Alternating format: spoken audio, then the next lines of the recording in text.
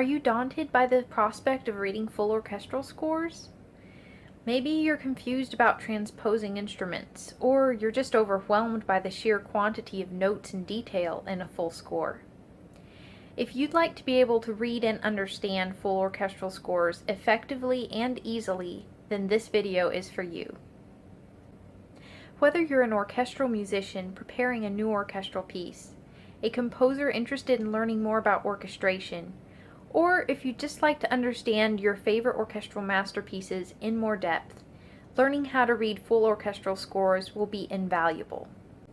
Reading a full orchestral score, however, can be very intimidating, especially once you get into those huge romantic-sized orchestras with all sorts of specialized instruments. But take heart. In this video, I'll be guiding you through each step of the process to help you quickly gain confidence as you develop your skill and fluency. This video is part 2 in a new series on reading full scores with fluency. Part 1 delved into piano scores, and part 3 will focus on chamber music.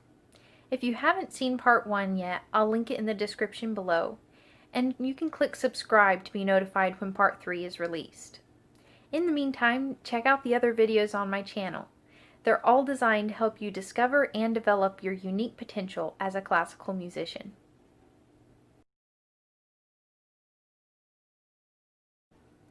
First, familiarize yourself with the basic layout, such as the list of instruments used in this piece, decoding any transposing instruments, and different clefs that may be present.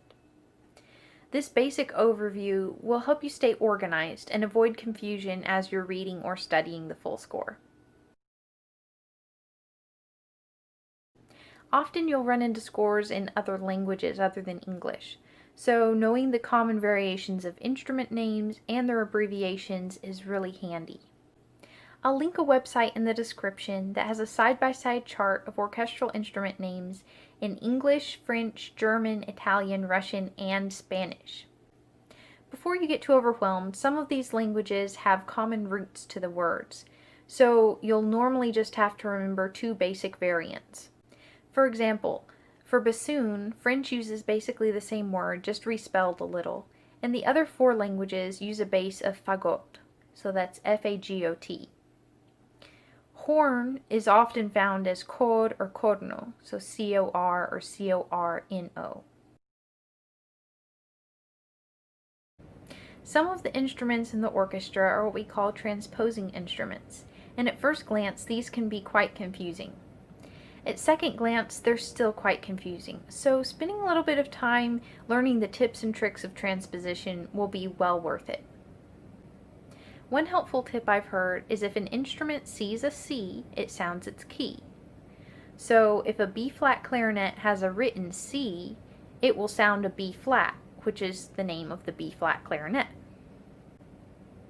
As well as figuring out the interval between the written and sounded notes, you'll want to memorize whether this is higher or lower.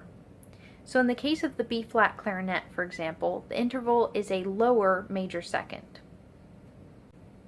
If you're working with a full score that you can write on, I find it can be helpful at first to lightly pencil in the sounded note by the written note in the transposing instrument's line in the score. You can refer back to this if you get confused in the middle of the score without having to recalculate it all over again. Alternately, you can imagine a different clef for that instrument. As a cellist, I'm quite comfortable reading tenor clef. This means as for a written C in treble clef, I'm reading a B in tenor clef. So for the B-flat clarinet, I could just imagine it in tenor clef, and I would be pretty much on the right track. Even though these techniques mostly work as shortcuts, you'll still need to adjust for alterations such as sharps or flats. The main clefs you'll find in a full orchestral score are treble, alto, bass, and tenor. So for treble, you'll have your violins, flutes, and oboes. For your alto, you'll have your violas. For bass, you'll have cellos, bassoons, and French horns, and the cellos and bassoons will also use tenor clef on occasion. For unfamiliar clefs, similar to what we did with transposing instruments, you can write in an indication to help you know what the first note is in whatever clef you're most comfortable in.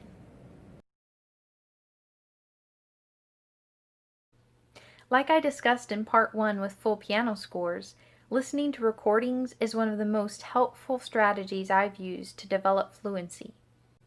You can find many wonderful historic and modern recordings on YouTube or other streaming services, and iMuscleP is a great place to get free public domain sheet music. If you have access to a library with music scores, this is a great place to access newer non-public domain music, especially if you're just needing to reference it and not write on it. However, you'll need to be strategic in what you follow in the score, especially if you're less experienced in reading full orchestral scores. Following a single instrument line is the simplest step, and it's a very practical one for orchestral musicians. If this is you, I recommend that you do this step for each piece that you play in orchestra, even once you get more experience. Note that if an instrument stops playing for an extended time, the part may disappear from the score to save space. This will happen more frequently for certain instruments than others. Next, follow along a whole instrument family, such as strings, winds, or brass. Especially if you're an orchestral musician, try to see how your instrument's part fits within your instrumental family. One of the most helpful and enjoyable ways to follow along in the score, especially once you get some experience, is the moving melody, or melos, as I learned it in Spanish. This is what you would sing if you had to sing the orchestral piece with just your one voice. This will be jumping between instruments and instrument sections. If the tempo and complexity of the music permit, try to look at how the melody fits in with the accompaniment or counter melodies and any interesting combinations of timbre and texture.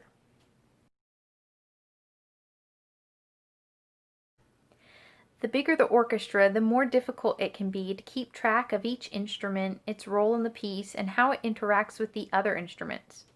So if you're not yet very experienced in reading full orchestral scores, I recommend that you start with string orchestra scores. Once you feel fairly comfortable with a string orchestra score, you're ready to move up to the classical orchestra.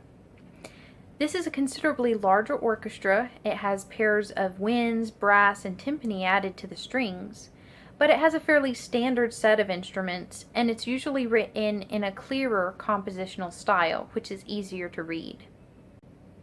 After gaining confidence with a classical orchestra score, you can begin to tackle bigger romantic orchestras that include special woodwind, brass, or percussion instruments, as well as piano, celeste, harp, or even saxophone. Slower music will probably be easier to follow along with at first.